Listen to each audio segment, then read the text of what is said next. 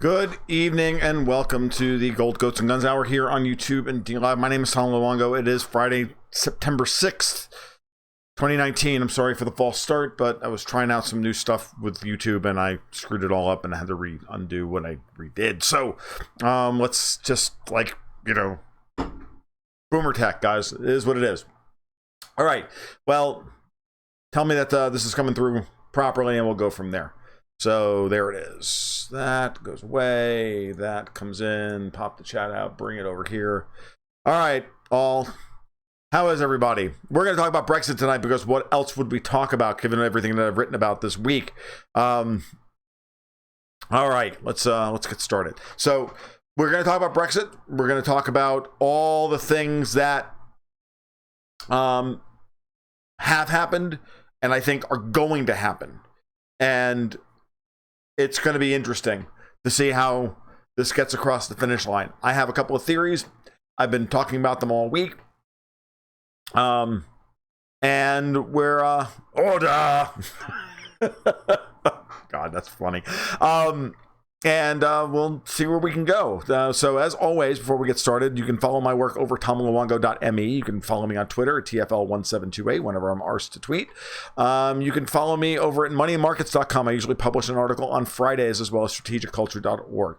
As well as you can support the channel and support me and my lifestyle and my wife and my goats and ducks and the dogs and all the other things we talk about in my bass playing habit, which is over there, by signing up for my Patreon over patreon.com/goldgoatsandguns. All right. Now that we're on to it, what happened this week? What's going on? Brexit drama. Brexit was out of the news for months, and now all of a sudden we all have to become British legal scholars to figure out what's happening. Here's the long and the short of it. And I'm going to go through all the, what I think are the strategic moves that have been made in order to get us to this point. And I actually have to bring up my post from this afternoon that I put up on my blog because, well, there's a lot. Let's just, to sum up. Buttercup is marrying Humperdinck in little less than half an hour. And all we have to do is, get Brexit across the line. All right, so why are we here? We're here because Boris Johnson has fronted that he wants a no-deal Brexit to such a degree that everybody on the Remain side has now panicked. I'm going to invoke Sun Tzu before we go much further. In order to win a battle, I'm going to paraphrase Sun Tzu because I haven't done this in a while. But if you want to win a battle, what does Sun Tzu say? Sun Tzu says very simply, you want to fight on your terms. You want to prep the battlefield. You want to fight on the battlefield that you've prepared. You don't want to fight on someone else's battlefield. Now, I was listening to the Duran earlier this afternoon, that the one they recorded last night and published this morning, and I was actually quite shocked at how obtuse both Alex and Alex were being, because they were giving Boris Johnson and Dominic Cummings and nobody else any credit for reading the political tea leaves that have been pretty obvious to everybody for the last 6 months. And then any strategy that they've hatched had to have included this basic point. When you front the worst possible outcome to your opponents, they're going to respond at some point. And they're going to respond the minute you take something vitally important away from them. What did Johnson take away from them?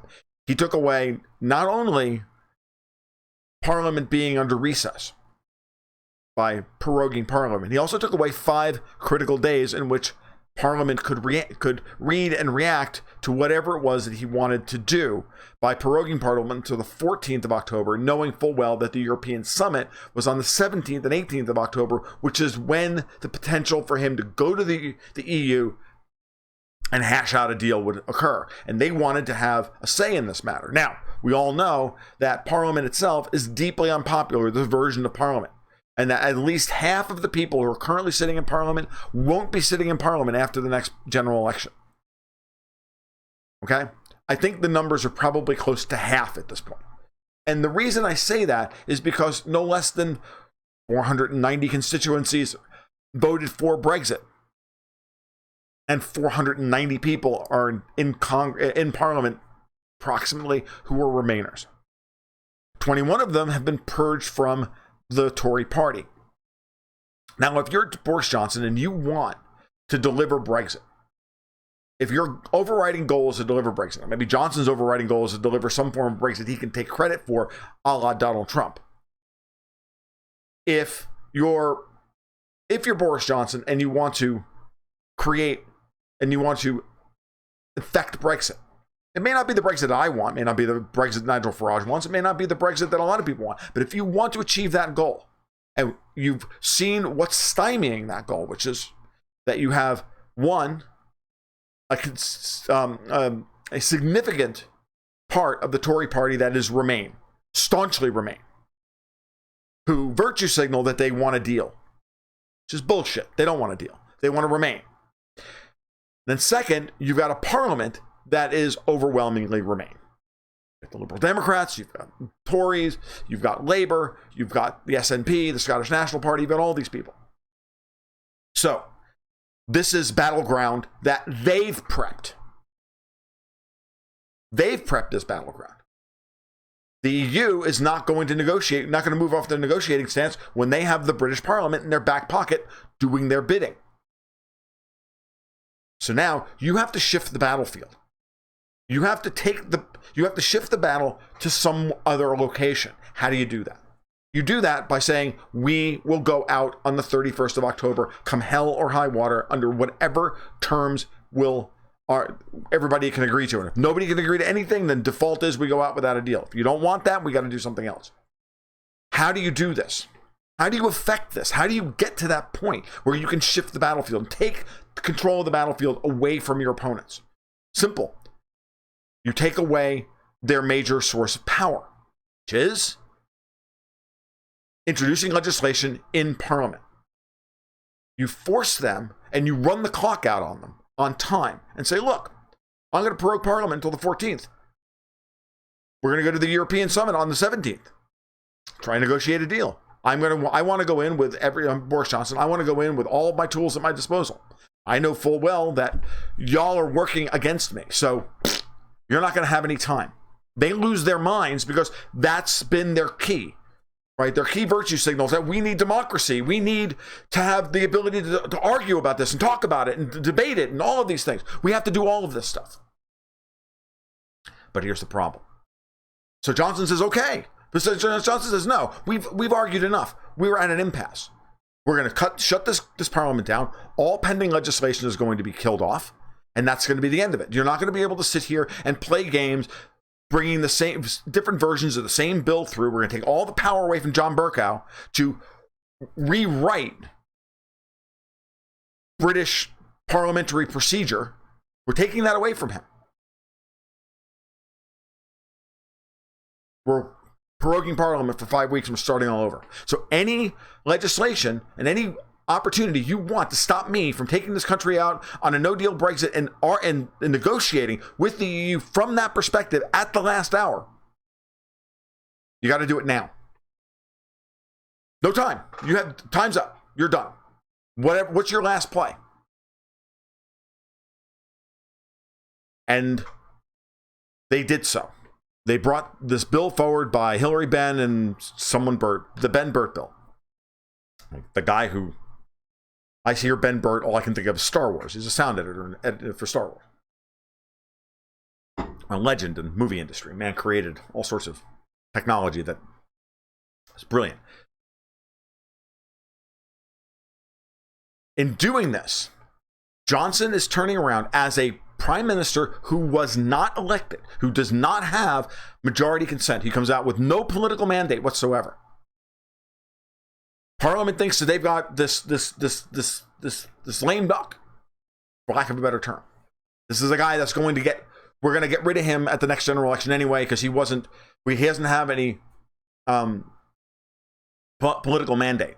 So we're going to hammer him that he doesn't have any right to set the agenda because he's not a real prime minister. We're the real power. We're Parliament. Nonsense. He's the prime minister. Means he's the representative of the sovereign in Parliament. Okay. So what happens now? This bill comes up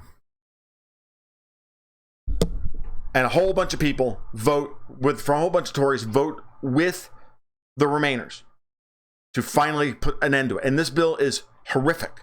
It literally cedes control of the negotiating process to the European Union. It directly interferes with the prerogative of the crown and its representative, the government, to negotiate treaties. This is clear what this is doing. This is clear. This is not ambiguous in any British legal sense. I've talked to multiple British legal scholars and read multiple British legal opinions in the last 3 days. And they all say the same thing. This is a clear violation because they mandate that he goes to the EU and says, we need an extension. You must do this, not seek, which was what the Letwin Cooper bill from earlier in the year did. Said, Theresa May, please go and seek an extension. Theresa May went and did this anyway. She never even fulfilled the terms of the bill because she just went and did it anyway. She surrendered without even being forced to surrender. These people know that that Boris Johnson, unlike Theresa May, is not in their back pocket, is not working to remain. Therefore, they're trying to command him and override their authority. So Johnson finally outs the hardest core traitors within the Tory party. Gone. They're no longer Tories. He no longer commands a majority in Parliament. He's 46 seats short now, or 44 seats short of a majority in Parliament now. No lie. And so he says, okay, well, I don't have a majority anymore. Obviously, I don't have the confidence in this House. Let's go for a general election. No, we can't do that.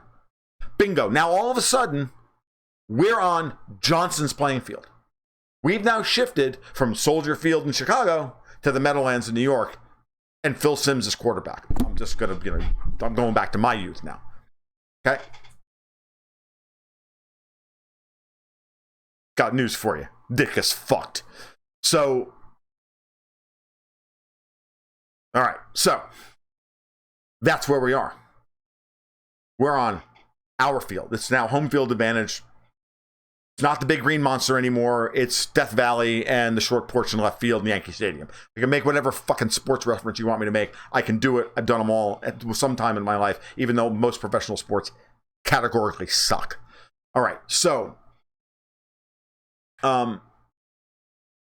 that's where we are. The minute Corbyn and Labour and the Lib Dems and everybody else said, no, we're still in charge. We've got control of the order paper. We are in charge of the government. We're in charge. We're Parliament. Oh, really? Huh. Okay. You just told the entire country that you're going to hold on to power and deny them their democratic right to choose a new government to unfuck this Brexit conundrum, which y'all have created and y'all are hated for now. Feeling froggy? Take that lead. This is really doing a lot of good. Every one of these people that's currently trying to stop Johnson from from going for a general election before October 31st will not have their seat when everything is done.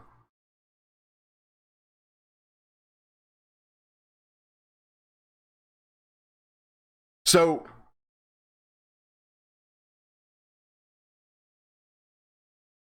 just to remind Tenjin, oh, by the way, Phil Simms still put on the greatest performance a quarterback ever put on in the history of a title game against Denver.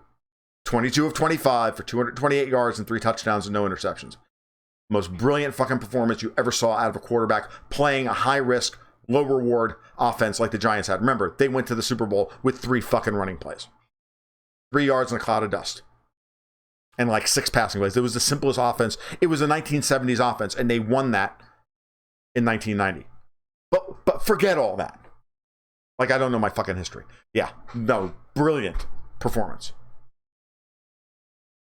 All right. I watched every game the man played. It was a brilliant performance. So, and that's what we've got now. Because what Johnson's going to do here is he has a bill in front of him that he could have filibustered in the House of Lords. Chose not to. They were going to filibuster it in the House of Lords until Monday. No, that would have made them look like the bad guys. They didn't. No, we're not going to do that. The challenge here is very simple. Johnson wants a general election. Johnson knows that if he gets a general election, he'll win, and then he'll be able to do whatever he wants in Brexit negotiations with the EU. If he gets a general election on the 14th, they go to the European Summit on the 17th, him and Nigel Farage, and they go, all right, now, are we going to negotiate or what? Mr. Barnier, take that leather-bound piece of fucking crap treaty that you dictated to Theresa May and burn it, because that motherfucker's not happening. Now let's talk. Now we're going to negotiate. You got 2 weeks to negotiate what should have been done over the last 3.5 years. If you chose to listen to the Swedish national anthem, fine. We're going to do this. This is what's happening. Johnson has every right at this point, because this bill interferes with the prerogative of the crown to do its job, which Parliament has no authority over.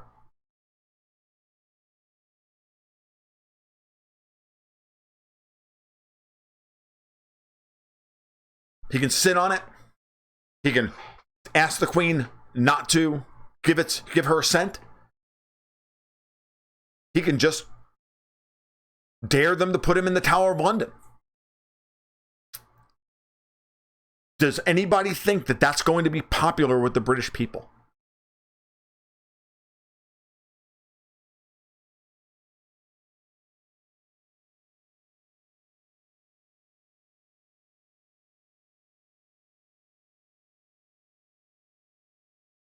You have a situation here.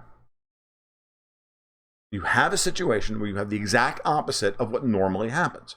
Normally, the Parliament takes control of the order paper, takes control of setting legislation, even though government still has the right to say no. They take control of the order paper. They write a law that the government doesn't agree with. The government has to agree with it if they want to stay in power. They hand it off to the Queen. And if they don't hand it off to the Queen, this has happened. If they don't hand it off to the Queen, if they refuse the will of Parliament, Parliament calls for a vote of no confidence, takes the government down, calls for an election, we start the process all over again, then the bill gets passed. Because Parliament has the will of the people behind it. Because Parliament is more popular than the government. Parliament normally does that only when Parliament is more popular than the government is. Right? Or at least the bill that Parliament is proposing is more popular than the government's position on it, therefore they can use it to take down the government. Now, the only reason this has not happened is because of the Fixed Term Parliament Act, which Tony Blair pushed through for just this occasion to ensure that a parliament that was unpopular and no longer had the popular mandate could stay in power long enough to stave off this legislation making it through. So Johnson at this point has one of two options. Well, he has like 3 or 4 different options, but they're all a variety of the same thing. Between now and Monday, that bill's going to sit on his desk. It's not going to go to the Queen. If it does go to the Queen, then he's a sellout and he's a traitor and he's going to lose everything and it's all over. But if he doesn't, on Monday morning, when the clock's running out and they're staring at prorogation, the blackmail starts. No. What are you going to do? You're going to arrest me?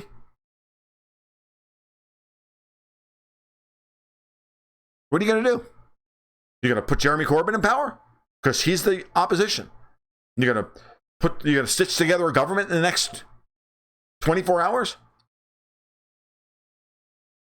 What are you going to do? The last time Parliament took control of the country, it ended badly. It ended with people getting killed.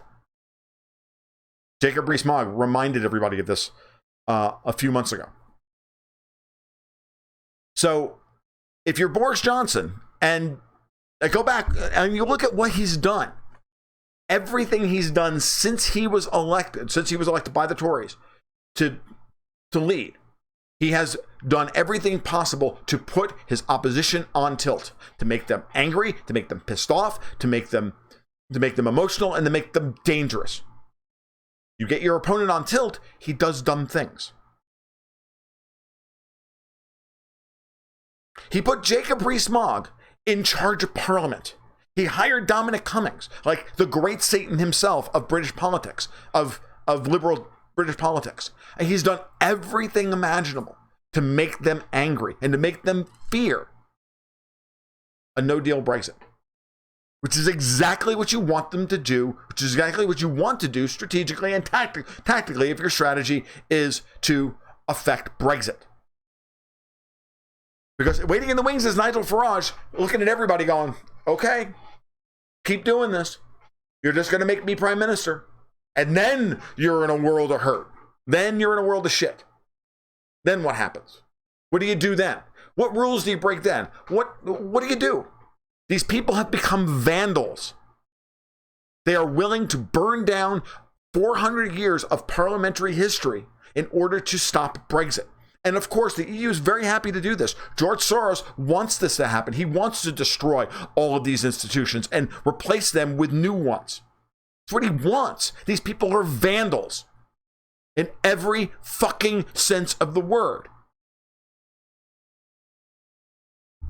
Period. CJ Mitz, you're funny. I've been watching you throughout the entire thing. You have no idea what's actually going on here. Sorry, dude.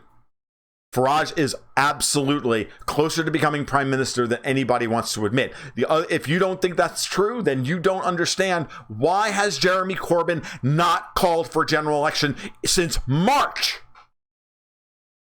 He's had 4 major opportunities to call for a general election and sweep into power. Why hasn't he done it? Simple answer. He can't fucking win.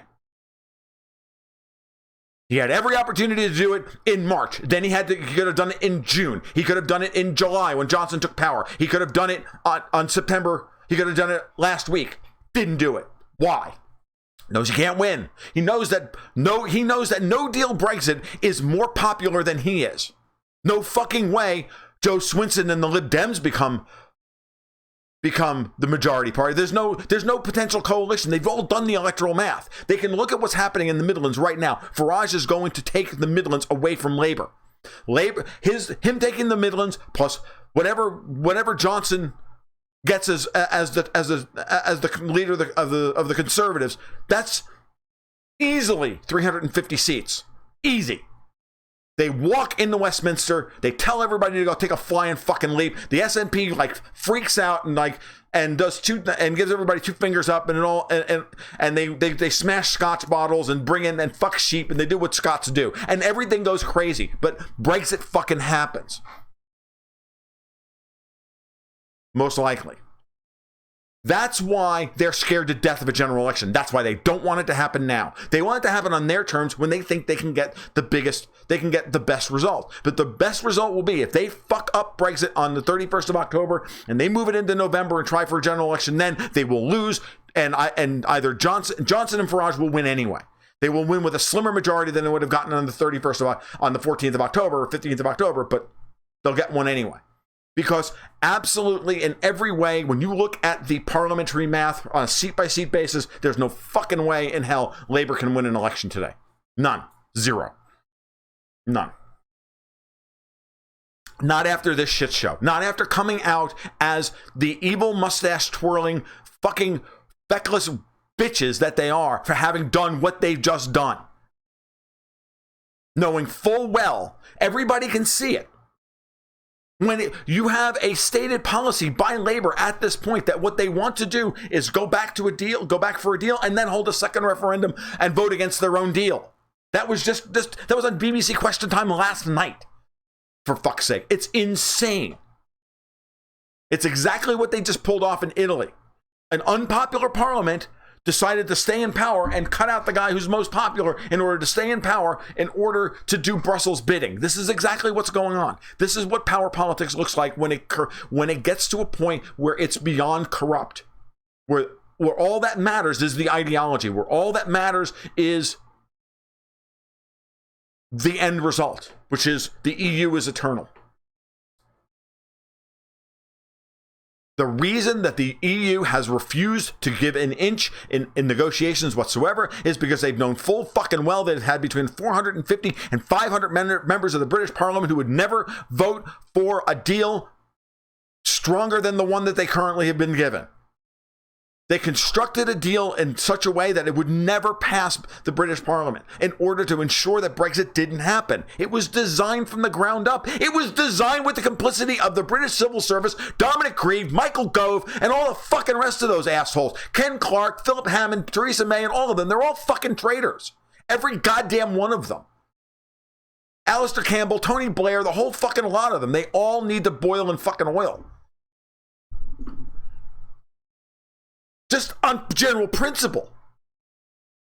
The only one who's actually acted with any degree, on the Remain side, who's acted with any degree of decorum and honesty is Corbyn. And I hate to say that because I think Corbyn is a feckless and pathetic Marxist. But at the very least, at his core, he has actually tried to hold Labour back from going down the path that they've gone. It's been Keir Starmer and Yvette Cooper and the hell's his name? Tom Watson and the rest of them who have all absolutely betrayed Corbyn. At his whole shadow cabinet has worked against him to undermine him all freaking year because they don't want him in power either.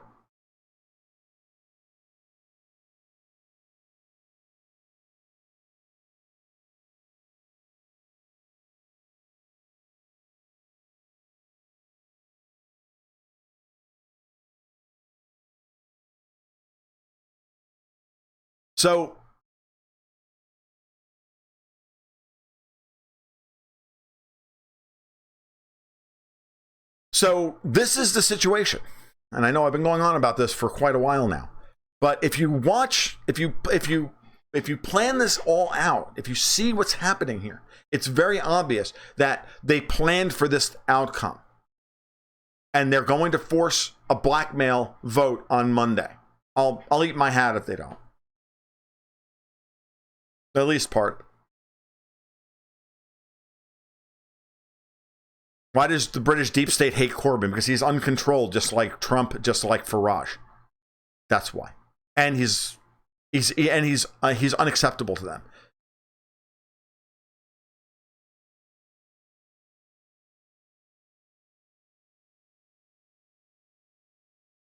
So, absolutely kind of riveting, actually. I don't know that there's going to be a general election on the 14th. I don't know what's going to happen from here, but I can tell you that stalling until Monday and Parliament's prorogued. Because you remember, at the end of when Parliament's prorogued, all pending bills go away. They got to start all over again. But at that point, they can't hold Johnson's feet to the fire because they don't have enough time to hold a general election to get rid of him, which they don't want anyway, before the 31st of October, and he runs out the clock anyway. It's the whole point of all this is to run out the clock. You know, now, again, I am not endorsing Boris Johnson here. I think he's a fucking idiot, and I think he's a putz, and I think, moreover, the article that I wrote this afternoon, the next stage of this is what bothers me and scares the shit out of me, is the following. Is that Johnson wins this battle, and then comes back after prorogation with a general election. Or doesn't even get a general election, but this bill dies and he doesn't get the extension and everything else. And then he goes, as this is Nigel Farage's argument, he goes to the European summit on the 17th, gets a couple of tweaks to the political declaration of the backstop, calls it an all-new deal, very Trump-like, and then says, oh, look, it's not NAFTA. We renamed it. It's NAFTA 2.0, which is even fucking worse than NAFTA was. Oh, but, it's a little bit better for they got to raise their wages in Mexico at Ford plants, so it's all good now. Fuck a whole lot of you, Don. Fuck all. And I think Johnson's going to pull that shit. That he's going to pull that crap. We'll still have Brexit in name only, but he can't. And the reason why I'm arguing for all of this is because, and this is the point, because I kind of got lost. This is the big point.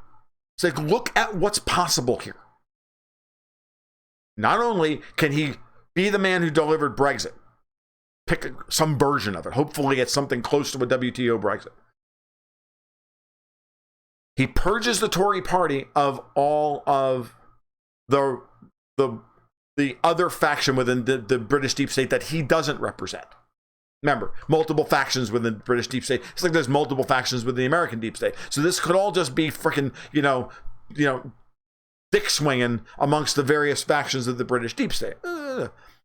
Which, by the way, is the pro-Israel, pro-Jewish, pro-Israeli Marxist, British Marxist version of the British deep state. That's the bad one. That's the anti-Russian, pro-Jewish one. That's the one that's been causing all the fucking trouble, as Brett Harris was alluding to earlier. Very, very scary. And if he gets a cleaned Tory party that are the heroes of Brexit, so he's got a political mandate, he's also got a Labour that is split down the middle between the Corbynistas and the Keir Starmers. The reason why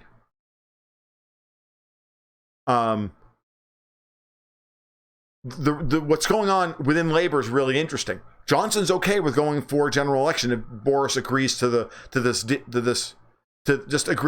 for an extension. Because at the end of the day, Corbyn knows that the election will happen. He will lose. Unfortunately, he thinks he can go to the election. He can win the election. He can win the campaign, and he'll have 3 months to campaign for a general election, and he'll be able to beat Johnson. That's what he's thinking. He's wrong about that. And remember, at the end of the day, Jeremy Corbyn is more of a leaver than most of the rest of Labour. His shadow cabinet is the ones that are opposed to Brexit root and branch. And they're holding his feet, they're trying to hold his feet to the fire. If he wants to stay in power, he has to accept whatever they tell him. So he's completely freaking neutered. But there's a split fundamentally, ideologically within Labour. Because Labour understands that they're going to lose on a hardcore Remain position. Like Corbyn is kind of trying to play both sides against the middle as best he can to try and salvage the situation. Whereas the rest of them have all thrown caution to the wind and are ready to vandalize the entire thing in order to stop Brexit. Because if they can destroy the British Parliament and the British political system in the process of destroying Brexit, well, then the EU gets everything they want. Now they have a tax cow in perpetuity until the EU finally falls apart. So those 3 points alone, hero of Brexit, cleaned Tory party, split and weak and ineffectual Labour Party. That's a trifecta for a Tory loyalist like Boris Johnson. And I don't think in any way, manner, shape, or form he can resist that.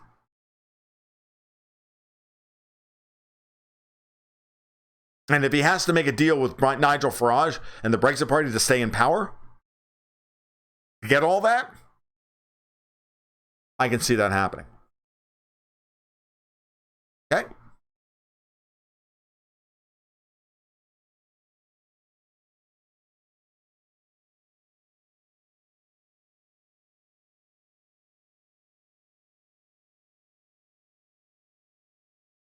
So it's a globalist win.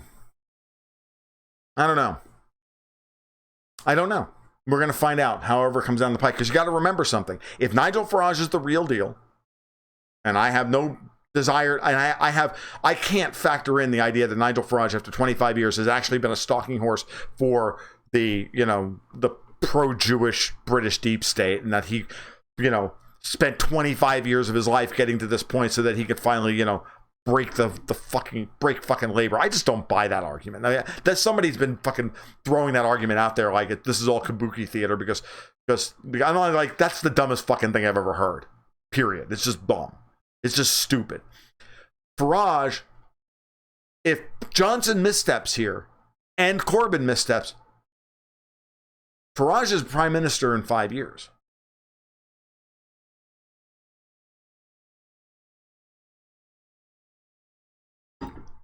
If Johnson after the 31st, after the next general election, winds up with in a coalition with Farage, and he shits on Farage in the same way that Di Maio shitted on Salvini in Italy, got news for you. By the time the next general election comes around, Farage will win. He's hated by a lot of people, but he's loved by an awful lot more. So, all right. That's my spiel. That's my gig. That's my argument. I think it's a very good one. I think it's probably the most, I don't know. Mike Shedlock's been doing great work on this as well, and he and I have been kind of tag teaming back and forth on this issue. But I don't know. Very interesting. All right, I'm going to go back to the comments, and then we'll run out the clock. All right, for those of you who are interested, I do have a Discord server now that you can, hang out with. If you want to like ping me during the week or whatever, if you've got stuff that you want to throw my way, you're more than welcome to do so. Throw it up on the Discord server. I'll link it later on. So CJ Mitt says, no way on God's green earth that Farage will become PM. I just outlined how and why, and under the many circumstances under which he will become PM. He may only become PM of England, but he will become PM at some point. Yeah, Johnson is much more strategically aligned than Trump. Trump is hopeless. So.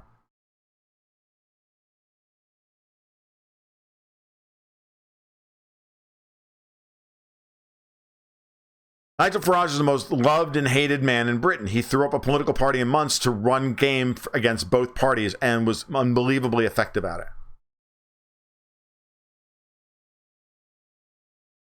I never said he would be prime minister next month.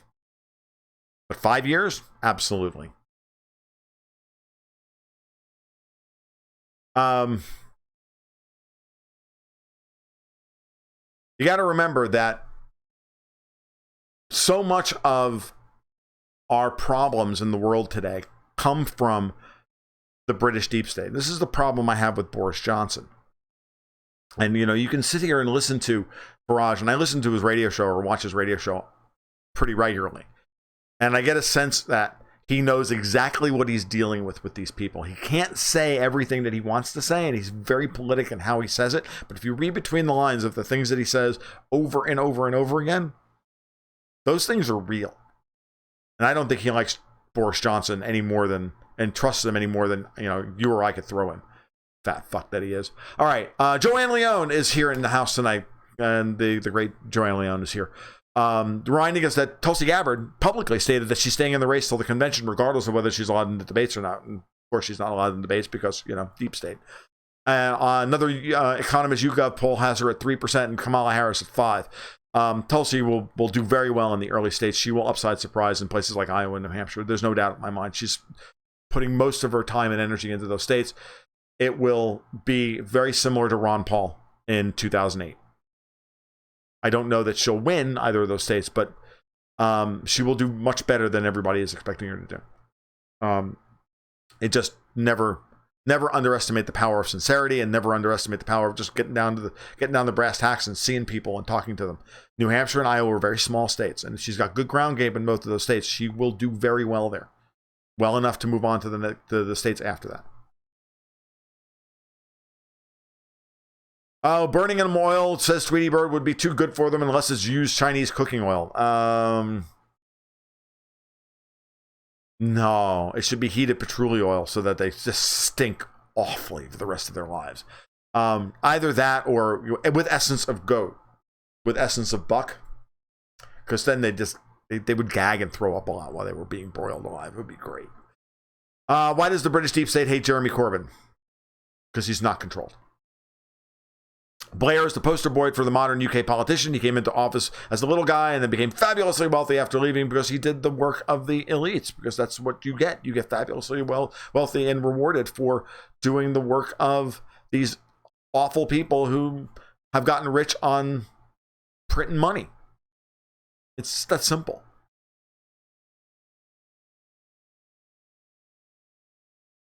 Stoyanovich says, I don't think he'll take this to the Queen. I think he'll make Parliament call for an election before Prorogue takes place. Otherwise, England crashes out. I think that's where we are. I think he just sits on it. I was thinking about it this afternoon. I'm like, if I'm Boris Johnson, I'm Prime Minister. I'm like, so it's Friday afternoon. I got my feet up. I'm like, you've got this bill on your desk. Are you going to do anything before the end of the day? It's like, what are you going to do about that? And I was like, oh no, I'm going to the pub. Fuck you. Stogie. I need a stogie and I'm going to the pub. Let's do that, because, I don't know about you, but I don't have any interest in signing that bill, so why should I? I think that can sit until, well, when we're going to deal with this? Well, maybe next week sometime. Maybe. If I can get around to it. I'm a very busy man right now. Hold on, I got to put my feet up higher. It's been a long day. Fucking people. I mean, you push people hard enough and long enough, and they just like, look at you, fuck you. Like, I don't have time for your bullshit anymore. Oh, you have to do this, and I will scream and virtue signal in public, and it will be awful, and I will make you look bad. And I'm like,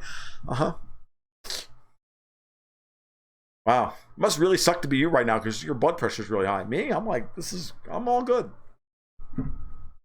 Like, okay. Huh. Sucks to be you, doesn't it? There's something you have to remember. You can't make anyone do anything. When push comes to shove, you can always say no. Now, there are consequences for saying no, but you can always say no. And if you're the Prime Minister of England, or the UK, whatever you want to call it, it's going to take a long time for somebody to finally get up the guts to tell you just no, that you're not allowed to say no. And we're going to do something about it. I fully expect, there's a part of me that actually almost expects them to try and move against Johnson and lock him in the Tower of London. I think he should risk that. I think the rewards are high enough that that's a risk worth taking. Joanne Leon, Corbyn is such a disappointment. Labour making no sense and peak hypocrisy about yelling about undemocratic Tories like here, both major parties are a disaster. I agree, Joanne. I absolutely agree. I don't know why. I know you're on the other side of the political fence for me, love, but I don't know why you would be disappointed in Corbyn. He's not a campaigner. He's a campaigner. He's not a particularly astute political operator. As a matter of fact, he's a pretty dumb political operator. I'm like almost Trump-like in how dumb he is in understanding political strategy and tactics. And it's quite, you shouldn't be disappointed by that. That's just the man. And he's proven that time and time and time again. So Thorium says, I don't even understand Corbyn. It looks like he's destroyed his legacy as a fighter for working for the working class. He used to be against the union, and now he's all for it. It's so stupid from him. I think in his heart of hearts, he knows in order for him to stay in power and try and keep Labour from going down a path that he doesn't want it to go, he's kind of doing his best while he gets outmaneuvered by people who are just fucking better at this shit than he is. And it's just that simple. All right, let's see. Where else are we?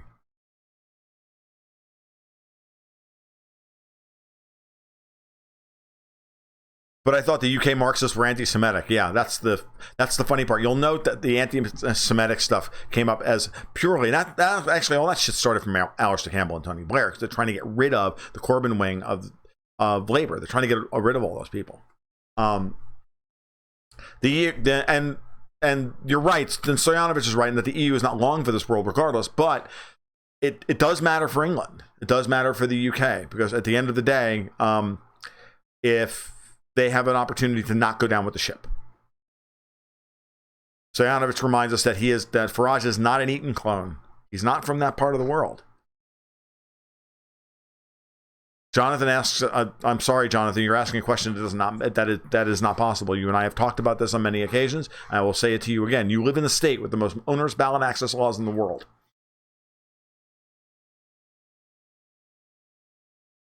The United States is too big, and the ballot access laws are too tyrannical to ever see a Farage or Salvini-like figure come out of the United States. We've already had him. His name is Donald Trump, and he's a shithead, and he's a shitbag. So we're done. That's a completely different set of scenarios.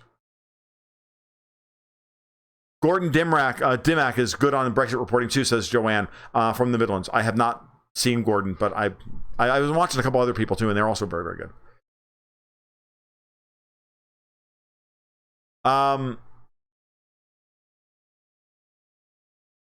Yeah, all the marbles reminds us that Farage's speeches on the floor of the EU Parliament are gold. It's how he got Brexit passed, and he knows that they are all ex-communists, and that's just. And again, we're dealing with the end of we're dealing with generational divides here that are deep, and it's not going to change anytime soon. It's not going to change until these people are out of power. One of the great things about what's happening with what Johnson has done is that he has forced out of the party and out of British politics no less than 30 or 40 people who've hung on way too long to ensure that Brexit gets Brexit gets scuppered, to use an English term. They're like Ruth Bader Ginsburg, who refuses to leave office even though the woman can barely, get out of bed in the morning. All the problems, wars in the world for the last 20 years, 200 years have come from the British deep state. Exactly. And it's a very big and deep problem. And I don't know that Boris Johnson is going to do anything to stop it. But at the same time, a lot of the people that he's getting rid of, as they leave power, we'll see what happens now. I think that at a certain level, if you look at it from that kind of level, that strategic level, I think Johnson's holding on to power for the Tories is a rearguard action on their part in order to try and maintain power within the context of Brexit.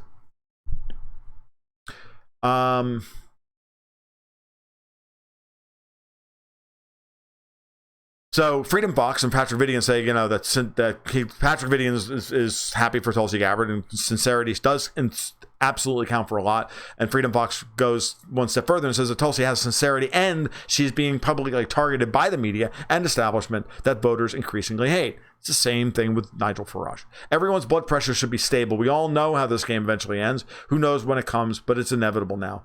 The EU is going to end. Why isn't Trump an astute political operative? Because everything he's fucking tried to do has failed completely. The only thing he's done, and he's even screwed up his opportunity to destroy the media. Okay?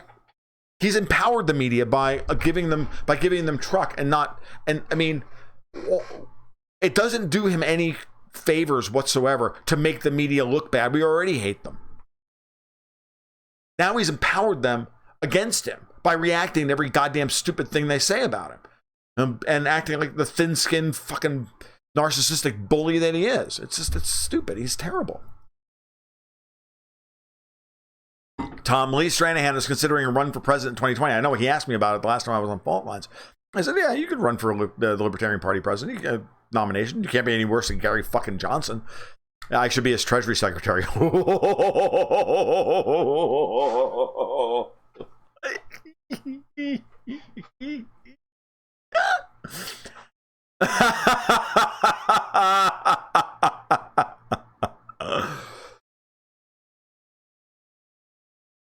You're a dead man.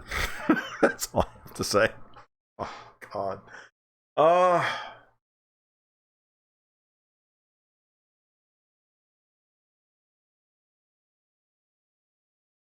I don't see that happen. Boris is all for the wars and the nastiness and everything else. I agree. All right. Guys, I'm out of energy. And now I've got no bandwidth. I'm not sure what's going on. Oh, there was a dropout. Okay. Let's see if we can actually hold on to it. Libertarian Bob Barr. Oh, guys, I don't know what to tell you. Couldn't be worse than Mnuchin. Not much. Timothy Geithner. Okay. If you want worse than Mnuchin, we gotta go for Geithner. Because Geithner, wow. Now I got 40 gig free on the hard drive. It should be fine. Okay, we just had a couple of dropouts in bandwidth for whatever reason. Stream seems stable now. All right, I'm out of material. I don't know what else to do. What do you guys want to talk about? Throw up some stuff. I just heard that Epstein was buried in an unmarked grave. We should stop asking questions about it. Well, obviously, Chris Cuomo tells us that we should just shut up and stop questioning everything, and everything will be fine. Oh, and by the way, if anybody ever tells you as an American why you should give up your guns, just say very simply, because when the next hurricane comes through, I'm going to shoot motherfuckers who try and steal my stuff, like they're doing in Bermuda. Society breaks down. No, yeah, I don't want to be Treasury Secretary, guys. I want to be Secretary of State. I mean, if there's gonna be a Lee Stranahan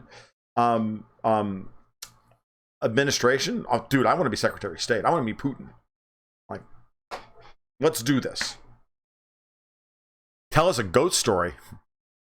I'm not taking my shirt off, Moth Queen. That ain't happening. Lest I scare the natives. Timmer! Blast from the past. Haven't heard about him for a while, yeah. some pretty goats at the county fair. We did have okay, so it was funny today. Speaking of goats, I don't have very many goats left, but we're at that stage of the year where Poe, my buck, went from being a lovely, middle brown and white goat with a little bit of black in his beard here and there. He's a very pretty goat when he's not orange and crusty.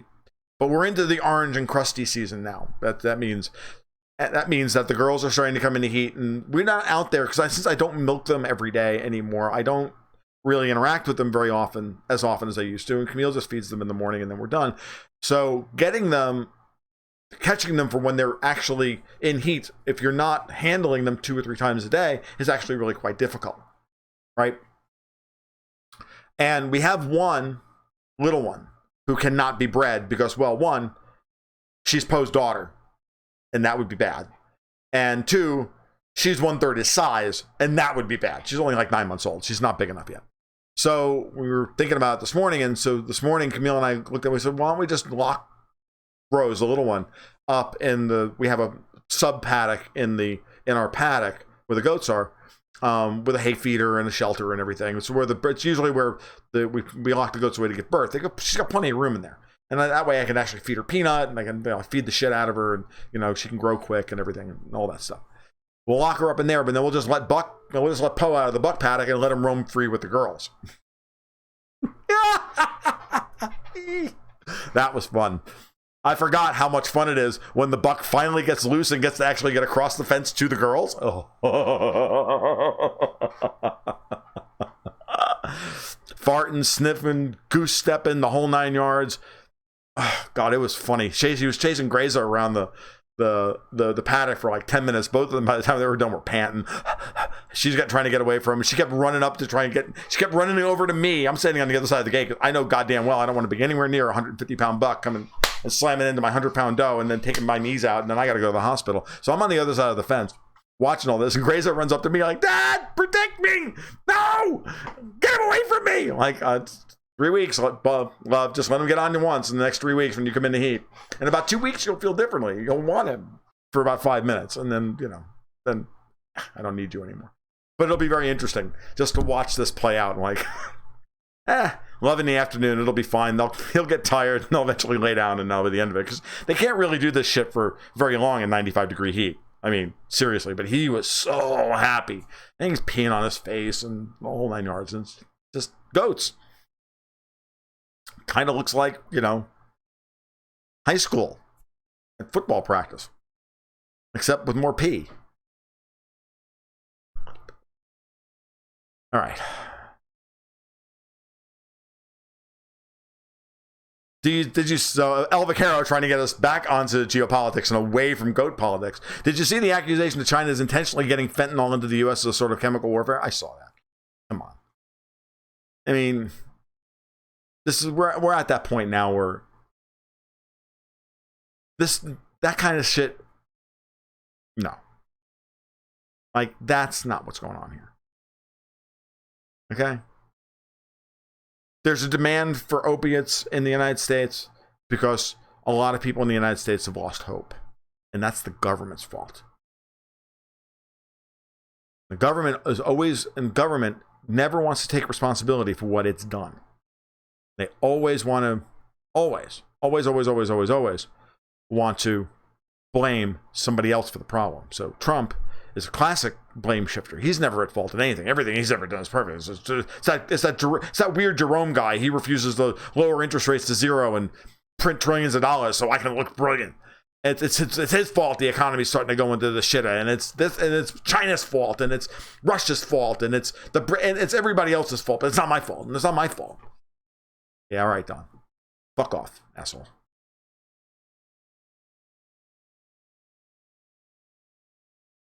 You have a 26 level mage on Mancrick and you haven't showed up yet? Dude, send me an email. Send me an IM. Let's get we're running the Wailing Caverns tomorrow night. Come on.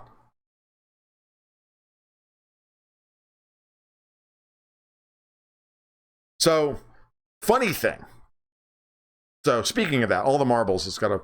So, speaking of that, last night, this is so we're at 54 minutes, so I can do some WoW talk and then we're going to leave. But last night we got some lobies. We ran our mains up past the first dungeon at Ragefire Chasm, which is the 13th to 17th level dungeon. It's very easy. So my tank is like 21st now. I can't even go in there and get anything out of it because unlike unlike in the South Park episode, you can't kill boars 20,000 of them to get to level 60. It doesn't work that way. After certain level, you don't get any more experience for killing lobies. So we went in there last night, and I have a shaman, which is not really a tank, and we had an 11th level priest at that level, not really a healer, and a 22nd level warlock, which at that point is not really DPS because his Voidwalker demon can be a tank. I run through Orgrimmar. I'm like, oh, we got a 22nd level warlock. The Voidwalker can tank the friggin' instance if necessary. If the guy's any good. I run through Orgrimmar. I go, Ragefire Chasm happening. We'll take anybody. We need 2 for Ragefire Chasm. We'll take anybody. I get 2 more shamans.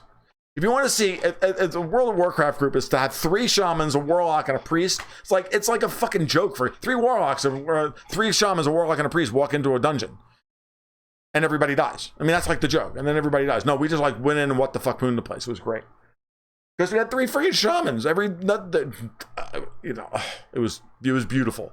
Totems galore. Everybody shocking everything. No one's running away. All the spellcasters are getting their spells interrupted, and then the warlock just cleaning up anything that gets messy because he's a 22nd level warlock. He can literally drain life these guys to death, and it's just great. It was just great. It was a lot of fun. I could not believe how much fun it was. It was actually less stressful to tank that on a friggin' on a shaman than it was to do it on a tank because they don't hit me hard enough as a warrior. I don't generate enough rage. I know. I'm like now rambling on about shit you guys know nothing about, except all the marbles knows what I'm talking about. So that's all that matters. But that was fun. All right. Pop into the Discord channel if you want to chat about WoW, because when I get done with this, I'm logging in. Yeah, I know. Well, they can tank till about 40. I know. Maybe even a little later than that, but then the curve starts to get, then the damage mitigation curve starts to work against them. We'll see. But it was fun. When the mobs start hitting harder, then the warriors actually start generating enough rage that they can actually tank shit. But the 15th, God, just run around like a lunatic trying to grab everybody because you don't have any fucking tools. So just terrible. By 15th, the shaman has all the tools necessary to tank. Right. And leveling is a breeze. So it's all good. All right. Let's see. After a short diversion into Azeroth, let's see. Opiates, guns, straws. Government never has anything to do with it. Yeah, exactly. It's never government's fault. The Fed chairman said that they will stimulate inflation to compensate for any deflationary period. Meaning, and what Powell said was he doesn't see the world falling into recession anytime soon. He's full of shit. That's exactly what's happening. But he can't lower interest rates, and he can't signal to the market that he wants to lower rates very strongly, because that would undercut confidence in the markets. You got to remember that at times like this, with the economic statistics where they are, cutting rates into a stock market at an all-time high, unemployment low, everything else, why would you be doing that? Conventional wisdom says that's not what you do. And therefore, something must be wrong. And therefore, if something's wrong, people start hoarding money. Don't ever forget, and this is the problem that Trump does not understand this. Because, again, Trump's not a detail kind of guy. QE is deflationary. It signals to the world that the economy is weak, the banking sector is weak, and therefore, money's not going to flow. If you need to do QE, it means the banks can't lend profitably.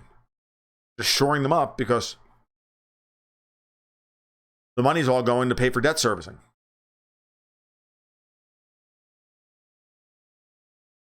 What percentage of our reserve do you think is in crypto? I mean our foreign exchange reserves? The United States does not hold a significant amount of cryptos.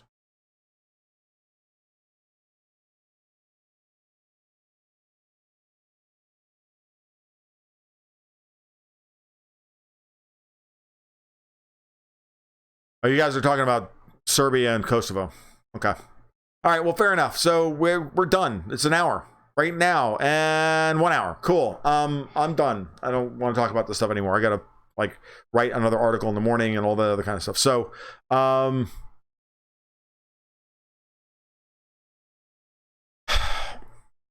you like what you heard tonight, give a like and subscribe down below, please. If you really like what you heard tonight, click the little triangle on your Brave browser and throw a tip. Don't ever forget, you should absolutely install Brave. Yeah, there may be people are behind it. At this point, Brave itself is well built. Use it as a means by which to starve Google of some revenue, which is absolutely necessary. And to ensure that your favorite content creators survive. Because some of us will not monetize in order to allow Google to track all your movements and your data and make us into a little fucking wage slaves. Not going to do it. All right, guys. That's about it. You guys take care. You have a good night. You have a good weekend. We'll talk soon. Keep your stick on the ice.